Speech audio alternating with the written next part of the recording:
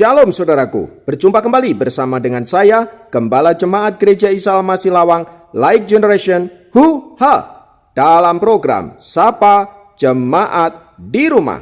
Tetap semangat, tetap berpengharapan, dan harus selalu yakin menjadi pemenang-pemenang di dalam Tuhan kita, Yesus Kristus. Firman Tuhan, hari ini saya ambil dari Yosua pasal yang keempat, ayat 1 sampai ayat yang ke-24.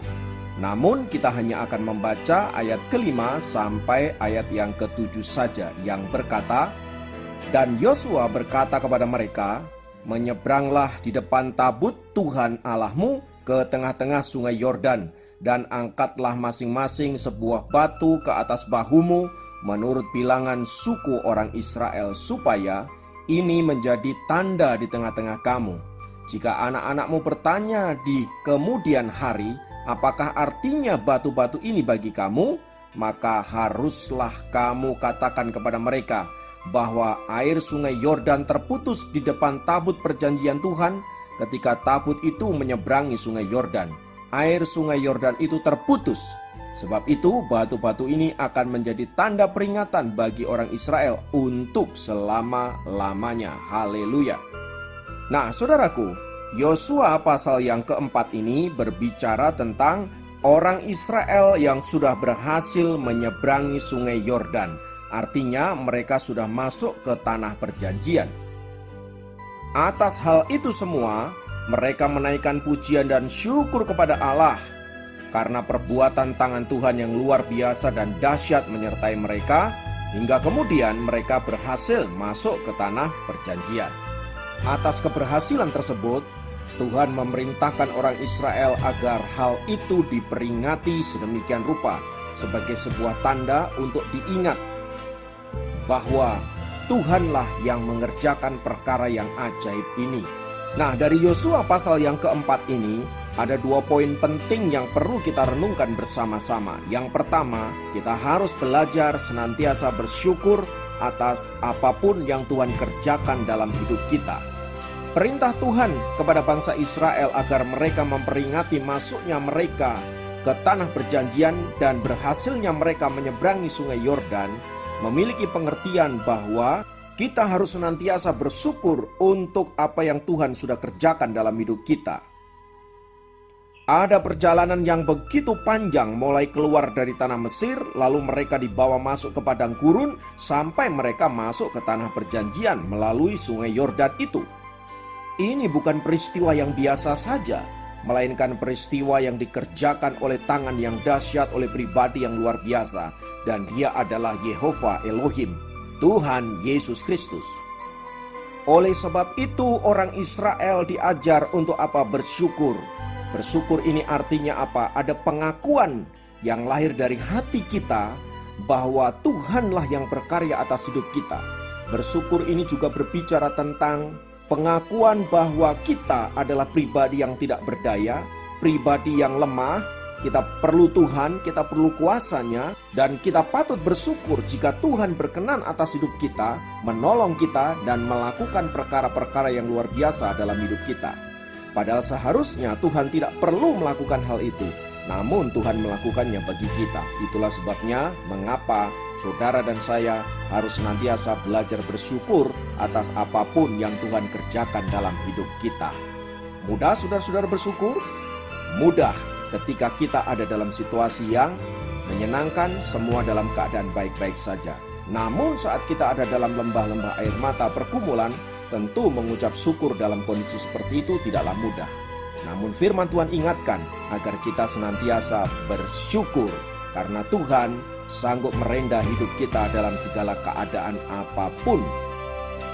Yang kedua, Yosua pasal 4 ini berbicara tentang apa saudara-saudara?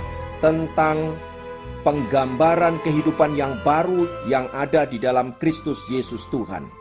Masuknya orang Israel ke tanah perjanjian ini mau menggambarkan bahwa kehidupan kita sekarang ini adalah kehidupan yang sudah baru di dalam Kristus Yesus. Artinya kita memiliki pola baru, norma baru, di mana di tanah perjanjian itu kita akan dibimbing langsung oleh Allah dengan kasih, dengan firman-Nya. Kehidupan yang lama yang digambarkan di dalam padang gurun dan Mesir itu harus kita tinggalkan. Bahkan kita tidak perlu mengingat-ingat lagi. Fokus kita sekarang adalah ke depan, di mana di depan kita sedang ada peperangan-peperangan yang tidak mudah. Orang Israel memang sudah berhasil masuk ke tanah perjanjian, tapi mereka belum melakukan apa-apa untuk merebut kota Yeriko dan sekitarnya. Ini baru permulaan kehidupan baru yang mereka harus jalani. Ke depan ada begitu banyak tantangan, peperangan, dan berbagai-bagai hal yang harus mereka hadapi. Mau tidak mau mereka harus mempersiapkan diri. Nah, orang percaya juga demikian. Ketika kita masuk dalam kehidupan yang baru, kita tentunya akan hidup dengan norma yang baru, pola yang baru, hukum yang baru di dalam Kristus Yesus. Oleh sebab itu, mari kita tinggalkan pola yang lama, pikiran yang lama, kehidupan yang lama. Kita tertuju kepada Allah, kita tertuju kepada kasih karunia Allah yang ujungnya adalah kehidupan yang kekal dan abadi. Dan satu-satunya cara hidup di dalam pola yang baru di dalam Kristus ini, saudara-saudara, adalah membuka hati yang seluas-luasnya untuk Allah sendiri yang akan menuntun kita melalui Roh-Nya yang kudus oleh kebenaran firman Allah. Saya percaya kalau ini kita lakukan, maka kita akan dituntun hari demi hari, situasi demi situasi, sampai pada akhirnya kita melihat bahwa penyertaan Allah itu sungguh sempurna dalam hidup kita. Haleluya. Oleh sebab itu mari bukalah hatimu, mari buka pikiranmu, dan biarlah Tuhan mengerjakan kehendak dan rencananya di dalam hidup kita.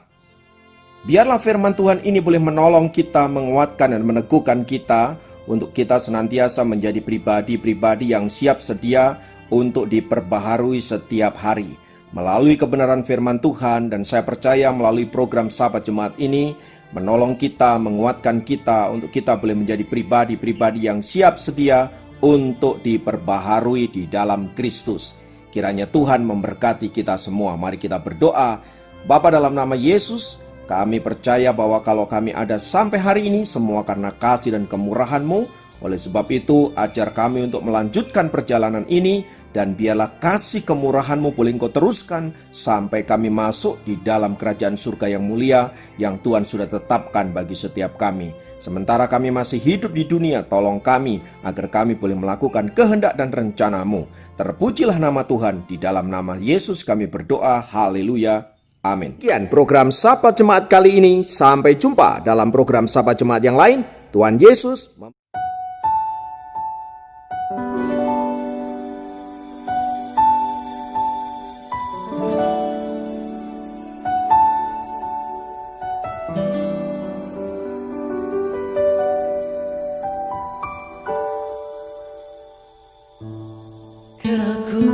kekuatan di hidupku,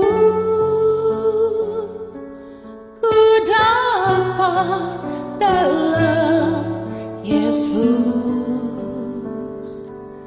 Dia tak pernah tinggalkanku, setia menopangku. Berseru, berharap dalam Yesus. Ajaib Kau Tuhan, penuh kuasa, sanggup pulihkan keadaanku. Dalam tangan-Mu seluruh hidupku tak akan goyah selamanya.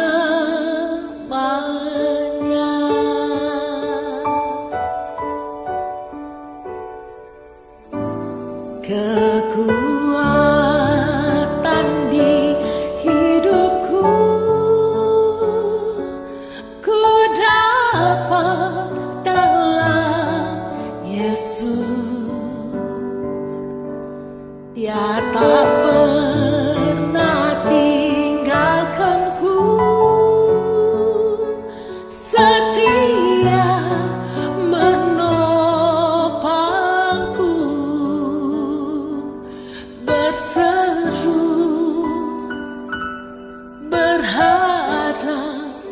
dalam Yesus.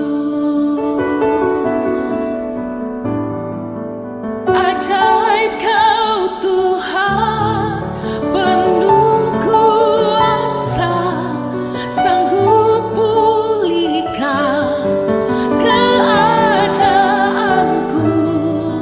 Dalam tangan-Mu seluruh hidupku tak akan goyah selamanya. Ajaib Kau Tuhan, penuh kuasa, sanggup